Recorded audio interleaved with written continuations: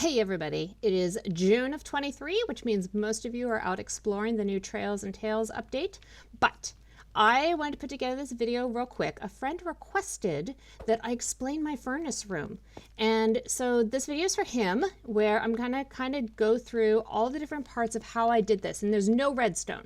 So I've got the furnaces and the blast furnaces, and then if you hop up here, I've got my infinite lava source, and this is my fuel source.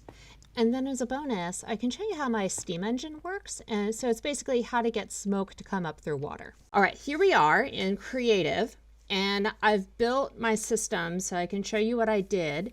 On this left side is my decor stuff, but then I stripped it down. So I've got the chest hopper and the blast furnace. That's fuel hopper. And then the dispense hopper into the final chest.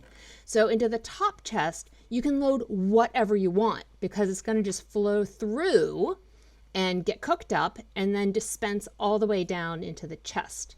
So it doesn't matter. It's different stuff, works just fine. And I just realized that I put food in here. You cannot put food into a blast furnace. So let's scooch over, and a furnace can cook anything. But a blast furnace can only cook like the ores, like the iron and copper. So you can see that's flying through. Now on the side, this is where you put your fuel. So I'm in creative, so I'm putting a whole bunch of sticks in here. Not many people cook with sticks, but you can. It's just not terribly efficient. It takes a lot. It's like a stick per item, so it's a little silly. But we're gonna put in a block of coal here as well. And then into this one, we're putting in dried kelp, which I also think is kind of a funny fuel source, and a lava bucket. So lava buckets are the best. They cook 100 units per lava bucket. But the whole thing goes through this lower hopper. You'll see it flash. Yep.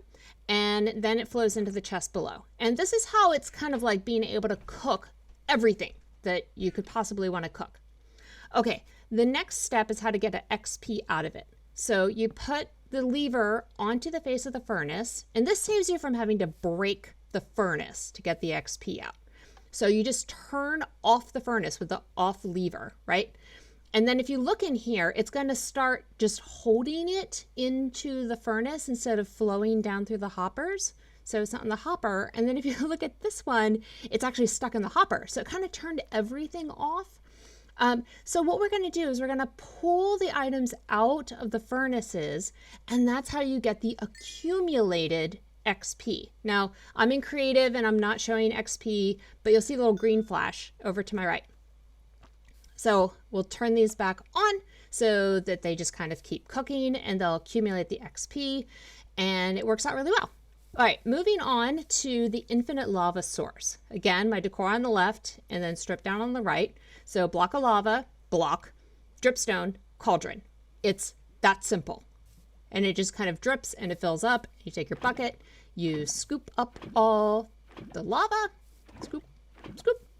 And then you're able to run over and put all this lava into your fuel hoppers, right? And so you can just walk away. I mean, it just kind of cooks through and uses up the fuel. It gives you back the bucket. The bucket flows through into the chest. So that's pretty cool.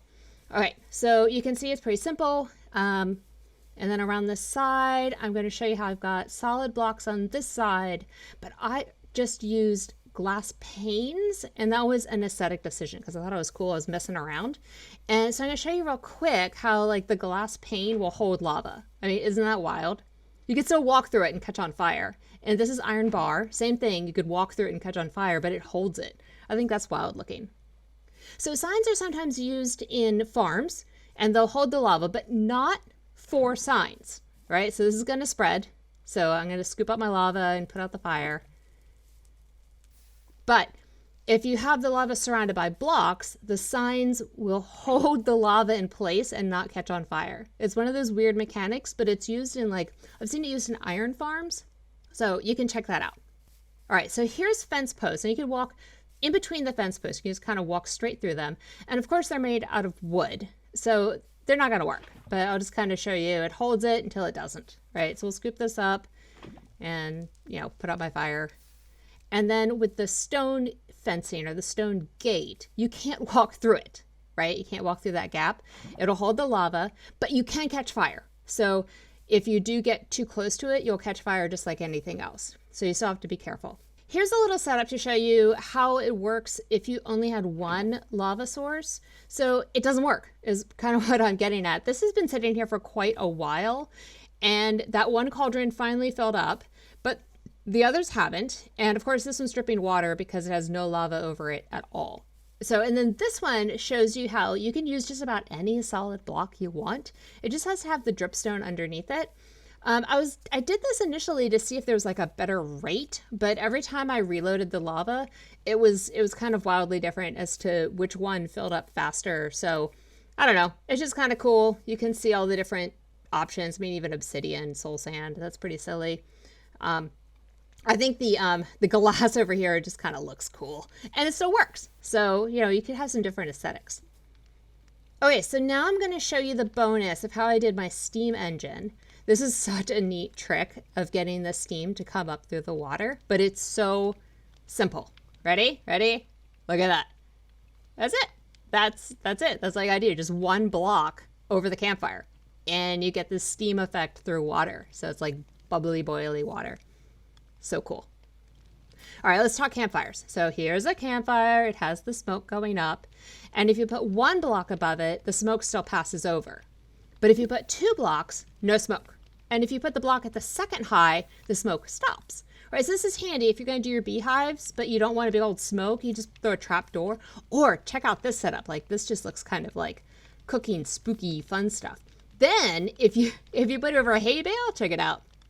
It does smoke signals. Look how tall that goes. So if you put a campfire over a hay bale, it gets taller. So then that made me start thinking I should put on TNT, and I did it over there to be safe, and it did nothing. And I was a little disappointed, but there you go. Campfires and TNT, you can maybe scare your friends. Finally, how do you put out a campfire? 2 ways, a shovel and water. Shovel's simple, straightforward, bonk, and the water works, but it makes a mess. Thanks so much for watching. Hope this gave you some pretty cool, neat information about campfires and lava. So all you people that, like to go set things on fire, rock on. Bye.